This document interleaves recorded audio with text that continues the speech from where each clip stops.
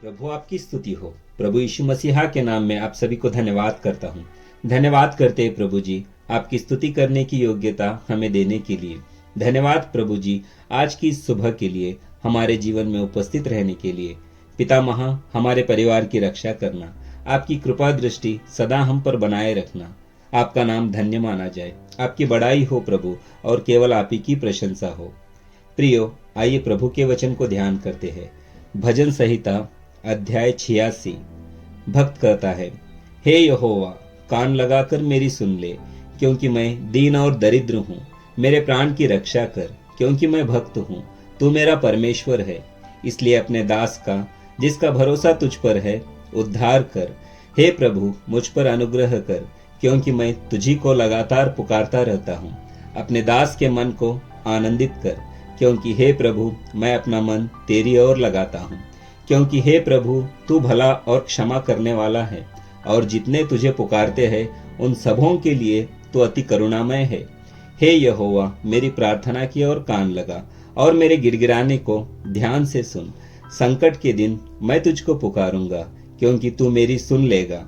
हे प्रभु, देवताओं में तेरे से तुल्य कौन है, और ना ही किसी के काम तेरे कामों के बराबर है।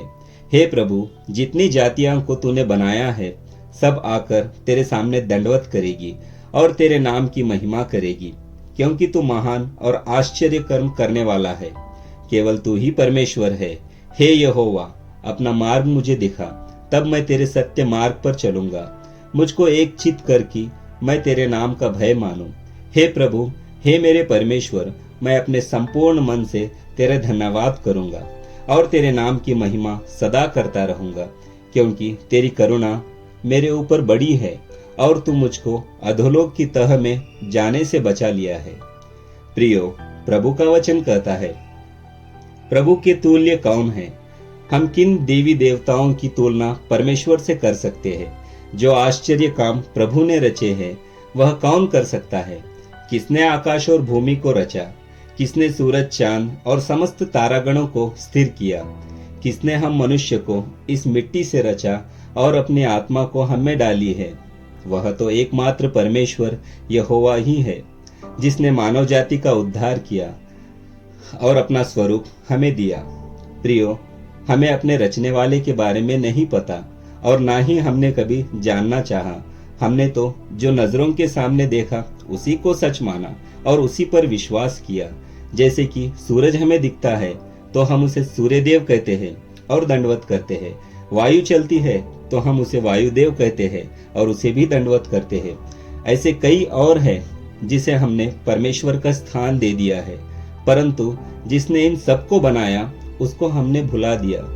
सृष्टिकर्ता की रची हुई वस्तुओं को हम भगवान समझकर पूज रहे हैं। मिट्टी परमेश्वर ने दी है ताकि उसमें उपज दे।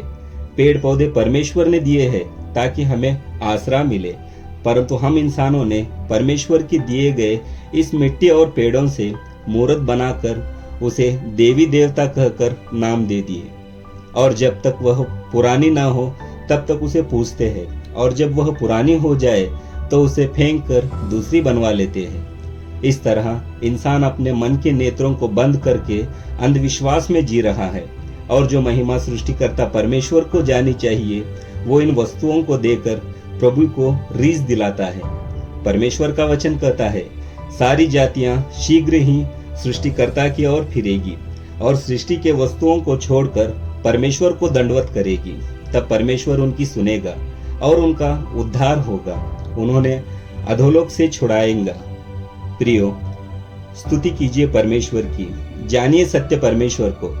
परमेश्वर वो है जिसने हमें बनाया, वो नहीं जिसे हमने बनाया। कौन बड़ा है, जिसने हमें बनाया या हमने जिसे बनाया?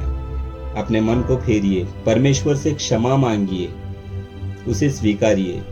धन्यवाद परमेश्वर आपके वचनों के लिए। जिस किसी ने भी यह वचन सुने हैं, सभी का उद्धार करना, सबके मन में आप समाना। जय यीशु मसीह की। आमीन।